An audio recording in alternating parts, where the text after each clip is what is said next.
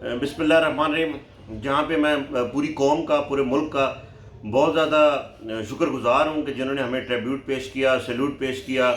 ہم ہراول دستے کی طرح اس وبائی مرض کے خلاف پورے ملک میں ہمارے ڈاکٹر، نرسز، پیرامیڈکس جتنے بھی ہیں، سپورٹنگ سٹاف، ایون ہمارے سویپرز جتنے بھی ہیں، وہ سارے اس وبا کے اگینسٹ یہ جنگ لڑ رہے ہیں.